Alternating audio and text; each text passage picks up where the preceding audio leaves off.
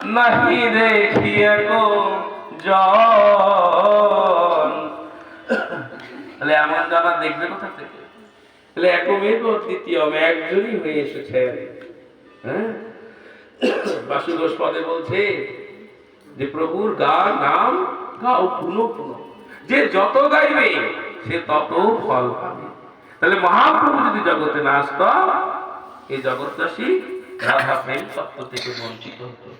অর্পিত বস্তু যা অর্পণ কোনোদিন করেন নাই, কোথাও করেন নাই। কত সত্য গেছে, কত দাপর গেছে, কত ত্রেতা গেছে, কত কলিও গেছে, কিন্তু মহাপ্রভু কৃপা করে আজকে কলির জীবকে ধন্য করলেন। সেই যুগ ধর্ম স্বরূপ আর ভক্তি তত্ত্ব স্বরূপ, রসতত্ত্ব স্বরূপ সেই প্রেম তত্ত্বকে জগতে গান করে দিয়ে। তাহলে সেই ভগবান শ্রীকৃষ্ণ চৈতন্য মহাপ্রভু আজকে ফাল্গুনে দোল পূর্ণিমা তিথিতে, বসন্ত পূর্ণিমা, সকল পূর্ণিমার মধ্যে শ্রেষ্ঠ পূর্ণিমা আজকে এই দোল পূর্ণিমা, যেখানে ভগবান এসেছেন ভাগীরথী তটে রম্যে। হ্যাঁ, ভাগীরথী নদীর তীরে অতি রম্য স্থানে বৃন্দাবন নাম গ্রামে, নবদ্বীপ নাম গ্রামে উদয় হইল শ্রীকৃষ্ণ চৈতন্য।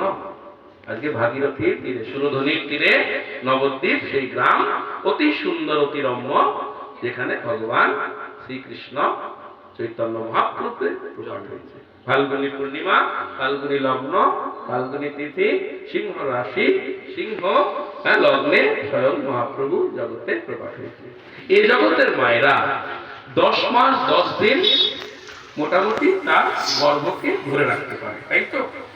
সচিবতা কিন্তু 10 মাস 10 দিন গর্ভ ধরে রাখেন নাই। কেউ জানেন কত মাস ধরেছিলেন? জানেন? মহাপ্রভুকে ধরে রেখেছিলেন 13 মাস।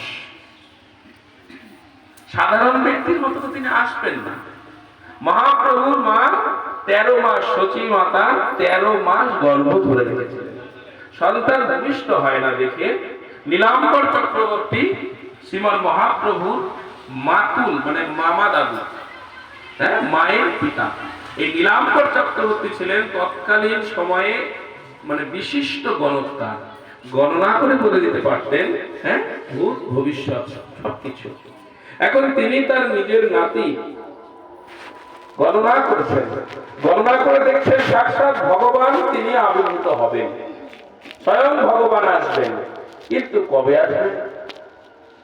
ভগবান আসবেন তার নিজের ইচ্ছায়, জগতের ইচ্ছায় না। আমার আপনার ইচ্ছায় ভগবান আসবে না তো।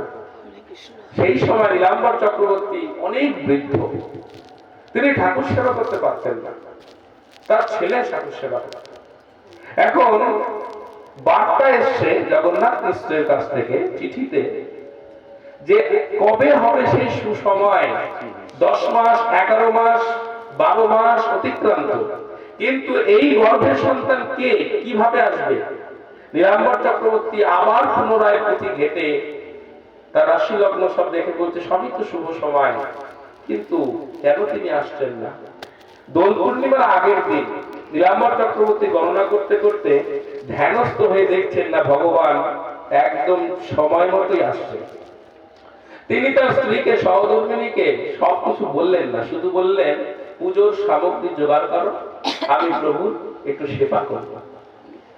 তার স্ত্রী সমস্ত আয়োজন করলেন।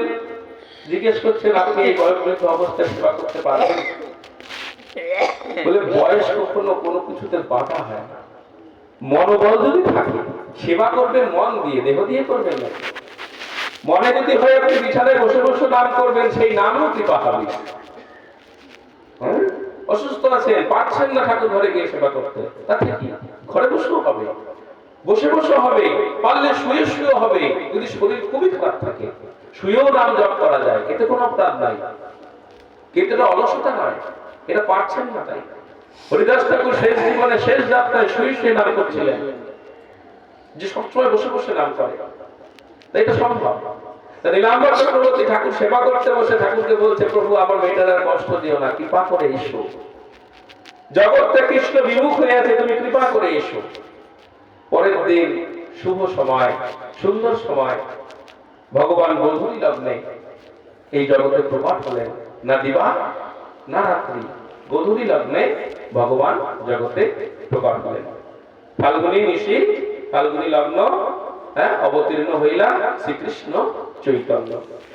যেই সময় ভগবান শ্রীকৃষ্ণ চৈতন্য মহাপ্রভু অবতীর্ণ হলেন, সেই সময় একটি গ্রহণ হয়েছিল, আজকে যেরকম হয়েছে, তাই না? এই গ্রহণ দেখে তো ভয় পাওয়ার কিছু নেই, আনন্দের তো বলে এই যোগ সেই সময় হয়েছিল, এই যোগ আজকে আপনারা প্রত্যক্ষ করছেন। আপনাদের জীবদ্দশায় এরকম কোনো হয়েছে যে পূর্ণিমায়, দোল পূর্ণিমায় গ্রহণ হয়েছে মহাপ্রভু জন্মের সময়? আগে পরে হলো, ঠিক এই গোধূলি লগ্নে গ্রহণ হয়েছে কি? আপনারা তো বহুদিন হয়েছে এসেছেন, মনে করে দেখুন।